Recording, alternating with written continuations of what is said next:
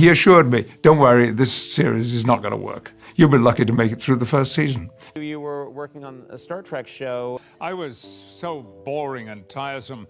I had this thing about discipline. Patrick Stewart arrived on the set of Star Trek: The Next Generation in 1987 as a man caught between two worlds.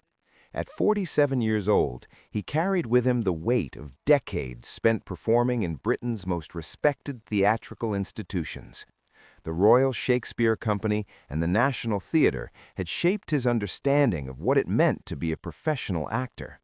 He had learned his craft in environments where discipline, seriousness, and unwavering focus were not just valued, but required. When he spoke Shakespeare's words on stage, there was no room for casualness or levity. The work demanded reverence, and he had built his entire career on meeting that demand. Television, however, was unfamiliar territory. He had done some film work over the years, but the relentless pace of a weekly television series was something entirely new. The prospect terrified him. Industry insiders were already predicting failure for a Star Trek revival without William Shatner at the helm. The pressure on Stewart was enormous. This role represented more money than he had ever imagined earning in his life, and the eyes of countless skeptics were watching to see if this British stage actor could possibly succeed in American television. Every week he would need to deliver. Every week the cameras would roll. Every week there would be no second chances. Stewart responded to this pressure in the only way he knew how. He brought the intense professionalism of classical British theatre to the Enterprise set. In his mind, the path to success was clear. Work with absolute focus, maintain strict discipline, and never let standards slip. There would be no fooling around, no casual joking between takes, no laughter when someone made a mistake. This was serious work that demanded serious treatment. He genuinely believed this approach represented proper leadership and would earn him the respect of his colleagues. He had no way of knowing that he was about to collide headlong with a completely different professional culture, or that his rigid approach would create deep resentment among the people he would spend the next 7 years working alongside. The problems began almost immediately during the first season. Stewart would watch his American colleagues between takes and feel his frustration growing. Jonathan Frakes, who played Commander Riker, would crack jokes with the crew. Denise Crosby, who played Security Chief Tasha Yar, would laugh when she flubbed a line. Brent Spiner, who played the android Data, would do impressions and tease his fellow actors.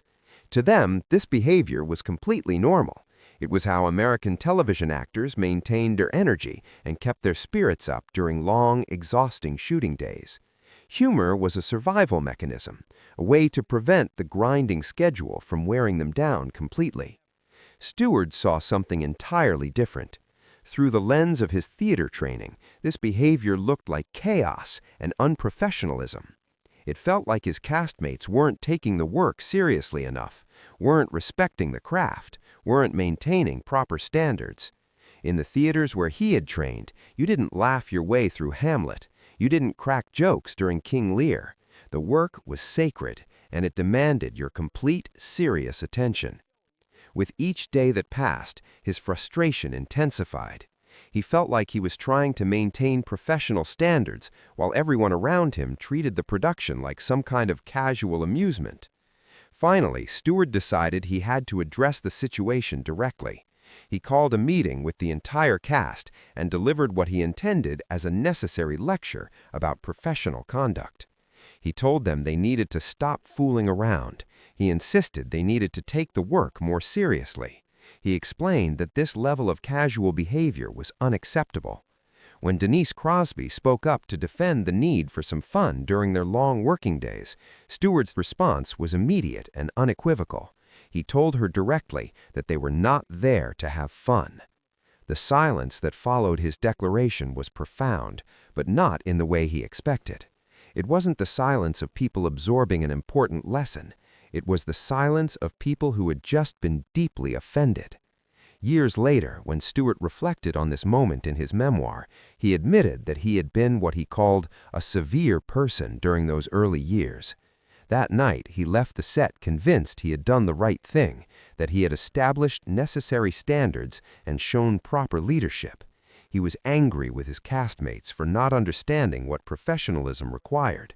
It never occurred to him that he was the one who didn't understand, that he had just alienated the very people whose cooperation and goodwill he would need for years to come. The intervention came just a few hours later. Jonathan Frakes and Brent Spiner appeared at Stewart's trailer door. They hadn't come to argue or to defend themselves against his criticisms.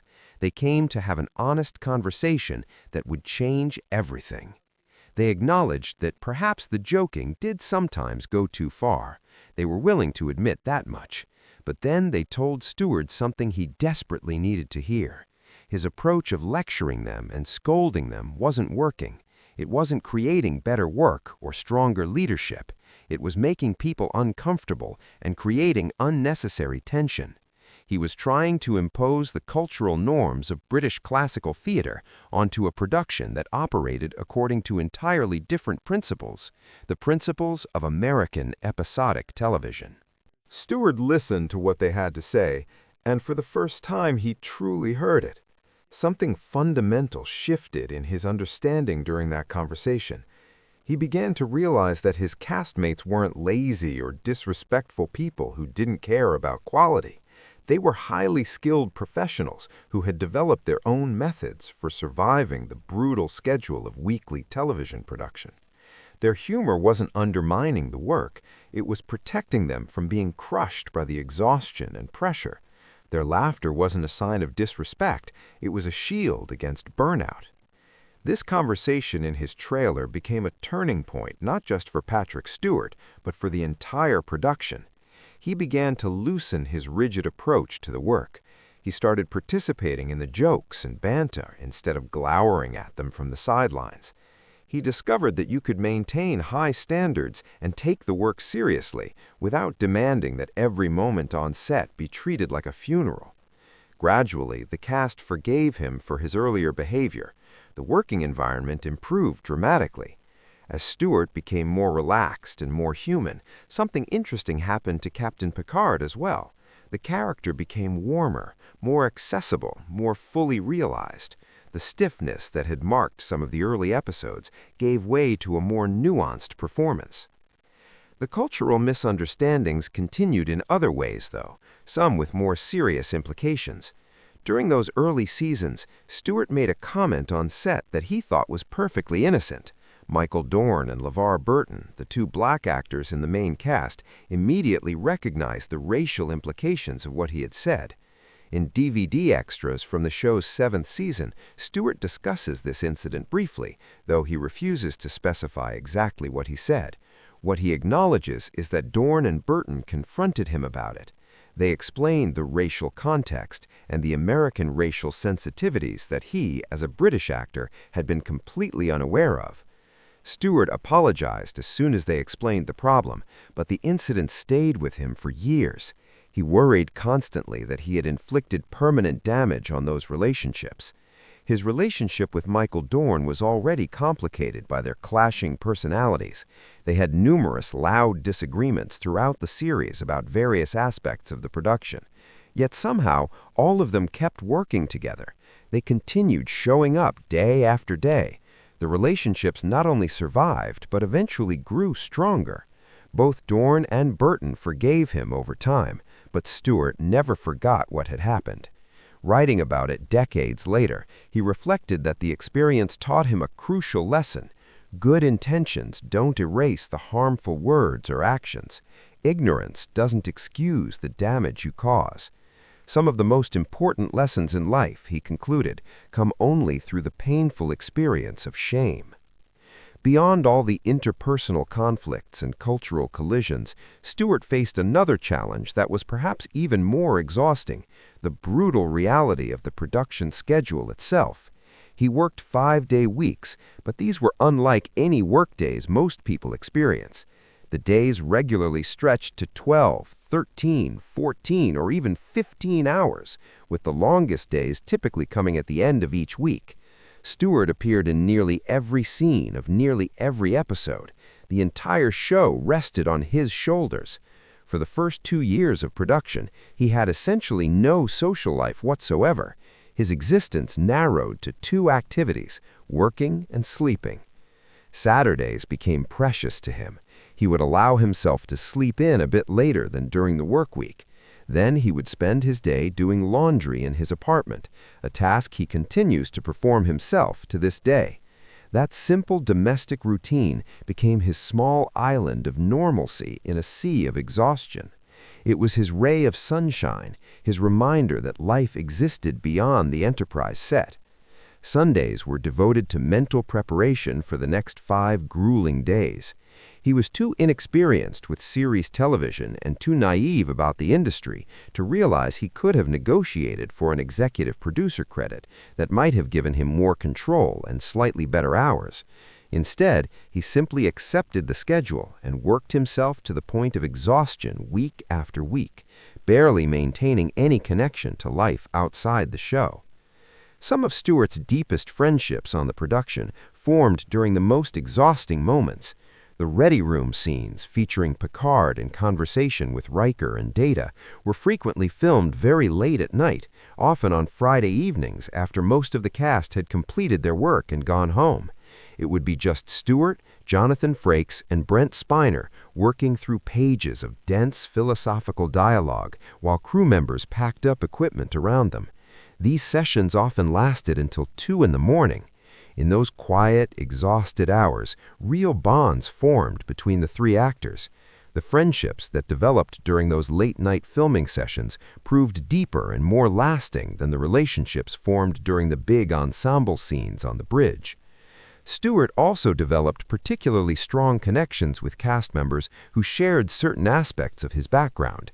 He found an easy working rhythm with Gates McFadden, who played Dr. Crusher. Marina Sirtis, who played Counselor Troy, was another British actor navigating the adjustment to American television production, and they understood each other's experience in ways their American colleagues couldn't fully grasp. Stewart also made a point of treating Will Wheaton, who played the teenage Wesley Crusher, not as a teenage actor, but as a fellow professional who simply had less experience. These relationships, built on shared exhaustion and mutual respect, formed the foundation that held the production together through 7 demanding seasons. During the show's run, Stewart directed 5 episodes, and the experience revealed important truths about his strengths and limitations as a performer. He discovered that he hated watching himself in the episodes he directed. When he tried to handle both acting and directing simultaneously, he felt stiff and uncomfortable. He couldn't give full attention to either task. He actually requested that editors reduce his screen time in episodes he directed because he was so dissatisfied with his own performance. Later, when he was offered the chance to direct the Star Trek feature films, following in the footsteps of Leonard Nimoy, William Shatner, and Jonathan Frakes, Stewart turned down the opportunity. He explained that he had no desire to handle the scope and scale of a major film production. He preferred the more intimate nature of television episodes, but even in that format he recognized that his real talent lay in acting rather than directing. His final directing assignment came with unfortunate timing. It was the second-to-last episode before the series finale, and he had less than 2 weeks between completing that episode and beginning work on the first Star Trek feature film. The episode had a Western theme and required extensive night shooting. They were racing against the clock, pushing everyone to their absolute limits, because any scene they failed to capture simply wouldn't make it into the final episode. Among all 178 episodes produced during the show's 7 seasons, one stands out as a source of profound regret for everyone involved. The 4th episode of the first season has been widely condemned as possibly the worst Star Trek episode ever made. The plot involves the Enterprise crew attempting to obtain a vaccine from a planet whose inhabitants are portrayed using appalling racial stereotypes. When Stewart rewatched the entire series while writing his memoir years later, he described this episode as cringeworthy. Michael Dorn expressed gratitude that his character didn't appear in it and wished they had never made it at all. Jonathan Frakes reportedly used even stronger language in condemning it and attempted to have it removed from syndication. Brent Spiner and LeVar Burton both called it racist without hesitation. The episode's director was allegedly fired after it aired. Critics have described it as pure trash and absurdly racist. It stands in stark, shameful contrast to Star Trek's history of breaking down racial barriers, including featuring television's first interracial kiss. Looking back decades later, Stewart says he feels embarrassed that they all participated in making it. At the time, nobody seemed to fully grasp how offensive the content was, though that doesn't excuse their participation. It serves as a reminder that some mistakes cannot be undone. The only path forward is to acknowledge them honestly and commit to doing better. The series finale arrived after 7 years of exhausting work. Stewart had just completed directing an episode and faced an impossibly tight schedule, with less than 2 weeks before he had to begin filming the first feature film.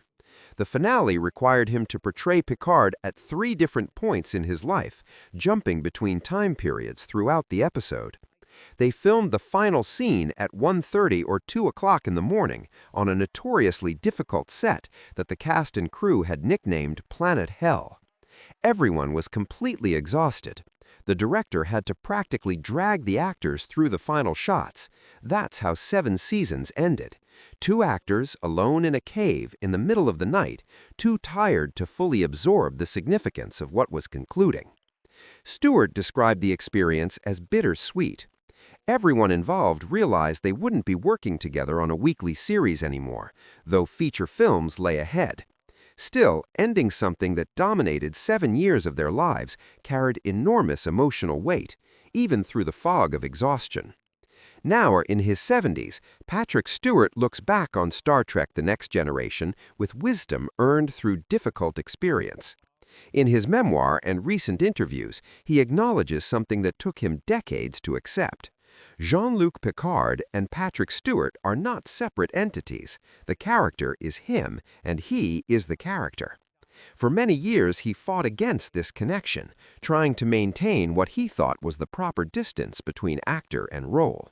But eventually, he learned to trust his own instincts and allow his genuine emotions to flow into Picard's character, enriching the performance in ways that rigid technique never could. When he returned to play Picard again in the series that bears the character's name, reuniting with his former castmates, the atmosphere was remarkable. They joked constantly on set, and Stewart frequently led the laughter.